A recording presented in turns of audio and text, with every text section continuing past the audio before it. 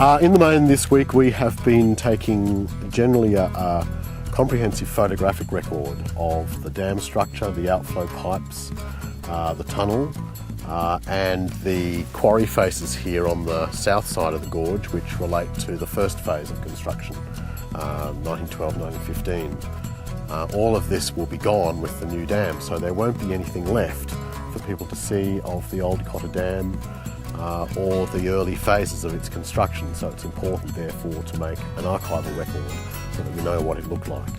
This is the footbridge at Cotter Dam. It was part of the construction of the dam when they first had all the men down here in the valley. A footbridge basically was built just to make it easy for people to cross from one side of the river to the other.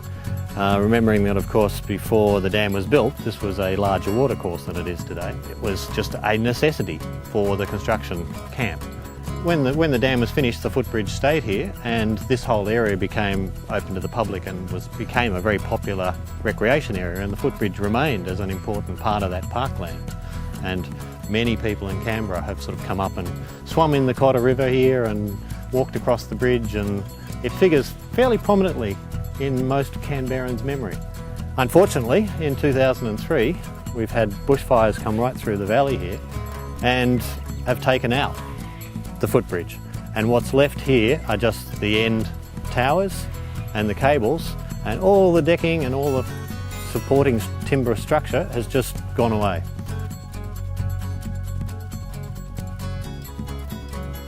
By the degree of corrosion quite apparent in this metalwork, you'd have to be guessing that most of this is mild steel, which says to me that the decking on that footbridge has been renewed several times during the 20th century, and when it was first built in 1915, most of the nuts and bolts were probably wrought iron or iron.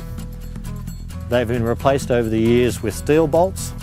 Iron has a very good record of withstanding corrosion, but steel, on the other hand, is very susceptible.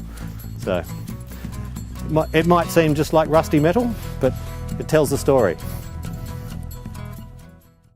We're in the loading dock of the Canberra Museum Gallery, and we've just unloaded some material that we've salvaged from the Enlarged Cotter Dam area, which the Bulk Water Alliance have been working with the ACT Heritage Unit to salvage some material from the European use of the land, and they got in contact with us and offered us some of the material for an exhibition that we're putting together in March 2011. It will be opening here at CMAG, and that will be looking at the heritage of the entire Cotter region. There's a lot of heritage there and some really good stories. This big item under here, that is the base of a big skip that was used in 1914, around then, from the original workers at the Cotter camp to put all of their rubbish in. The other items date from about the 40s or 50s, when the original Cotter Dam wall was being enlarged. And we have a flue and a urinal, and this piece of corrugated iron here was used as a bit of a sluice to take rock and rubble down the side of the hill. It went actually quite a few hundred metres down the side of the hill. The Cotter region has fantastic stories based around it, not just around the dam, but the people who've lived here for the last 100 years and longer, who have had recreation in that area. People used to go there on the weekends and have picnics and go swimming, and it was a real focus for early Canberra society. One of the most interesting stories from the Cotter region is actually the person after whom the Cotter is named. His name was Garrett Cotter, and he was an Irish convict who was sent out here for firing on British troops, and he became a stockman in the region and was actually banished to live beyond the limits of location, which was the Murrumbidgee River, because he was accused of stealing a horse while he was here.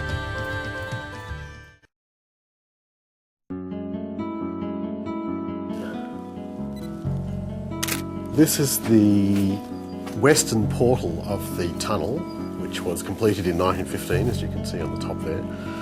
And this shortened dramatically the distance that their pipeline had to go through to get to the pump station. So it was economically feasible to build this tunnel.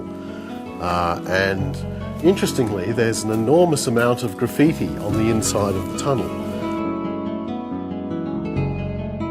clearly this grill wasn't here for quite some time, and visitors would come along, have a look at the wonderful engineering feats, and they would leave their name for posterity. And this is a practice that tended to die out sort of from the 50s and the 60s onwards, partly because changing social norms about leaving your mark and so forth, and also the introduction of photography for people. They could come away with a memento that they had taken themselves, so they didn't necessarily have to leave their name. But it is a record of the social value of the place and the social outings. And so what we want to do is just take a representative sample, just record some of the names and the dates and anything else that might be on this wall, because it is an interesting chapter of our social history, which is a very informal one. But if you see on the exterior here, someone's gone to an enormous amount of effort to, in fact, very nicely incise or engrave their names on the outside of the portal. And what they're actually doing is saying, hey, look, I got here, and this is the date that I got here. And that's essentially what a lot of this graffiti in here is saying also. Hi, we had a great time at the Cotter and we recorded our this is a visit book, essentially, a visitor's book. And maybe the further in you went into the tunnel, the more kudos points you got. So we'll see what happens with the graffiti as we go in with depth.